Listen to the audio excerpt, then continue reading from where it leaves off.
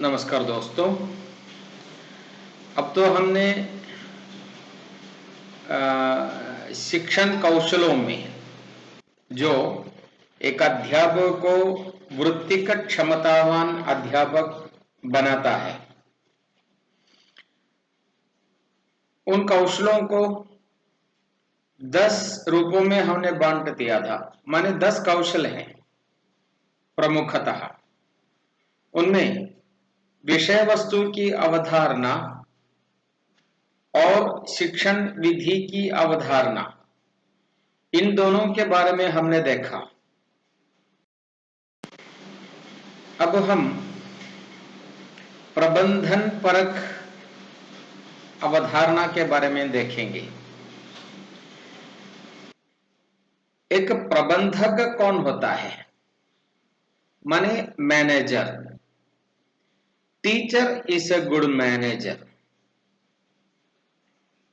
जो सामग्री अध्यापक को मिलती हैं उसे उसकी गरिमा के साथ छात्रों तक पहुंचाना,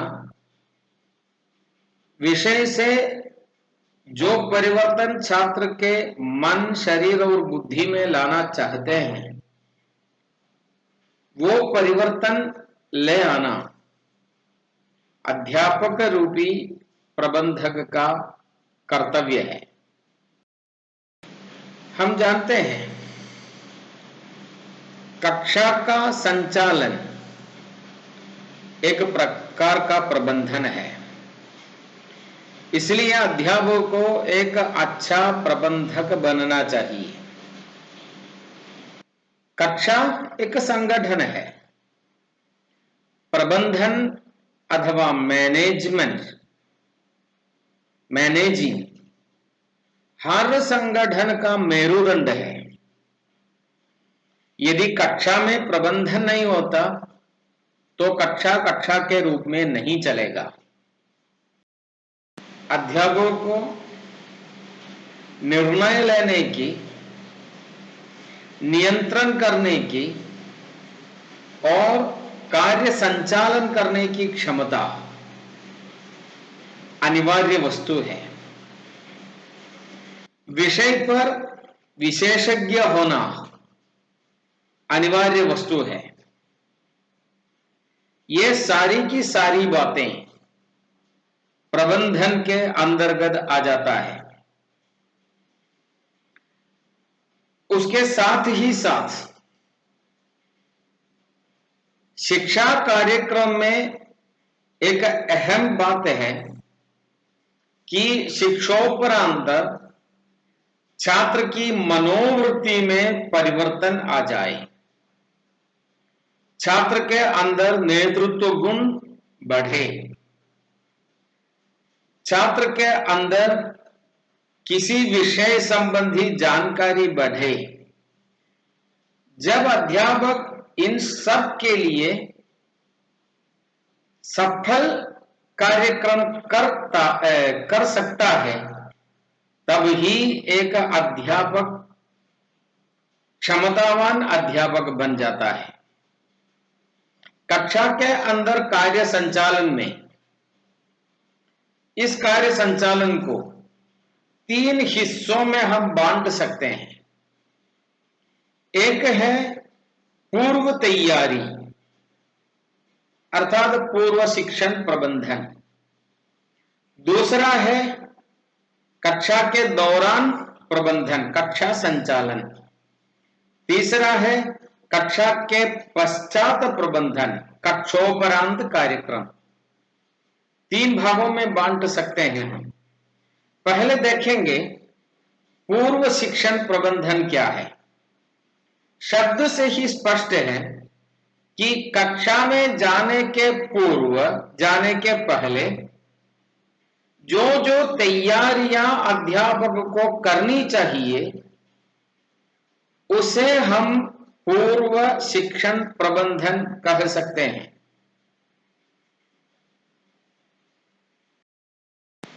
पूर्व शिक्षण प्रबंधन करते समय ध्यान देने की बात है कि अध्यापक एक आसूत्रक है। क्या सिखाना चाहिए, कैसे सिखाना चाहिए और आसूत्रक की मनोवृत्ति अध्यापक के अंदर आ जाती है। शिक्षण सामग्रियों का विश्लेषण करना, कक्षा दर कक्षा के लिए पाठभाग का विभाजन करना, समझो एक कहानी को सिखाना है तो पहली कक्षा में क्या सिखाए, दूसरी कक्षा में, तीसरी कक्षा में, कितनी कक्षाओं में कहानी पूर्ण होनी चाहिए। तो कक्षा दर कक्षा का प्रबंधन पहले ही करना चाहिए, विभाजन करना चाहिए। पाठ्यचर्या उद्देश्य क्या होना चाहिए, कौन सा आशय, भाषा परक हो या सामाजिक हो, क्या छात्रों तक पहुंचाना चाहिए, छात्र का मानसिक स्तर क्या है, बौद्धिक स्तर क्या है। हम जानते हैं 40 कक्षा में यदि 40 छात्र है तो 40 छात्रों की 40 मनस्थितियां होती हैं। तो इन सबको ध्यान में रखकर ही प्रबंधन विषय का करना चाहिए। छात्रों का सामाजिक परिवेश क्या है, छात्रों का सांस्कृतिक परिवेश क्या है और इसके अलावा कितने समय तक हम ले सकते हैं, इन सब का कार्य, ये सब कार्य पूर्व तैयारी में आ जाते हैं। शिक्षण के दौरान प्रबंधन में जब कभी अध्यापक को लगे कि कक्षा विरस होती जा रही है तो तत्काल सिखाने की प्रक्रिया बंद करनी चाहिए और छात्रों की मानसिक अवस्था को, छात्रों को सरस बनाने की प्रक्रिया वहां शुरू करनी चाहिए। उसके बाद ही सिखाने का कार्य हो। जब विषय कठिन लगे तो उसे सरल एवं सरस बनाकर तत्काल में छात्रों के सामने विषय का प्रस्तुतिकरण करना चाहिए। और कभी यदि हमें ऐसा लगे कि कक्षा हमारे नियंत्रण में नहीं है तो उचित यह होगा कक्षा बंद करके छात्रों को कक्षा से बाहर ले जाएं और नियंत्रण में छात्रों को ले आने के बाद ही कक्षा में वापस आकर सिखाने का कार्य शुरू करें। यदि कक्षा एकदम सरस है, if class is very interested, अध्यापक जिस ज्ञान को देने के लिए तैयार किया था उससे अधिक ज्ञान छात्र स्वीकार करने के लिए छात्र का मन तैयार है, उसी प्रकार सरस है तो जितने ज्ञान छात्रों तक पहुंचा सकते हैं उसके लिए कोशिश करना चाहिए। हां, हम किसी योजना तैयार करके कक्षा में जाते हैं। यदि कक्षा चलाने के दौरान उस योजना में कुछ परिवर्तन ले आना अनिवार्य है तो आवश्यकता अनुसार उसमें परिवर्तन करके छात्र को सरस बनाने की प्रक्रिया करनी चाहिए। कक्षोपरांत प्रबंधन में अध्यापक ध्यान देता है कि हर एक छात्र की मानसिक अवस्था क्या है, उसका ध्यान, उसकी जानकारी अध्यापकों को होनी चाहिए, उसकी अवधारणा अध्यापकों को होनी चाहिए।